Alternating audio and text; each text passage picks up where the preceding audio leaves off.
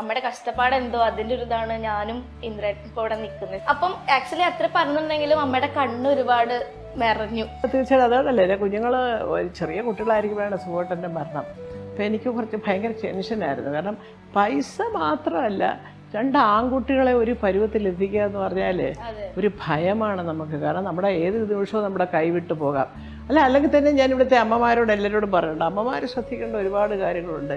ഈ കുഞ്ഞുങ്ങളെ എന്താ പറയുക, പഠിപ്പിച്ച് അവരൊരു പൊസിഷൻ എത്തുന്നിടം വരെ അമ്മമാർ തന്നെ ശ്രദ്ധിക്കുക. എൻ്റെ ചേട്ടന് പറ്റൂലേ ഇതൊക്കെ ചോദിക്കുന്ന ഭാര്യമാരെ ഞാൻ കണ്ടിട്ടുണ്ട്. അല്ല, അത് അച്ഛനാണ് എല്ലാം ഉണ്ടാക്കി കൊണ്ടുവന്ന് കൊടുക്കുന്നത്.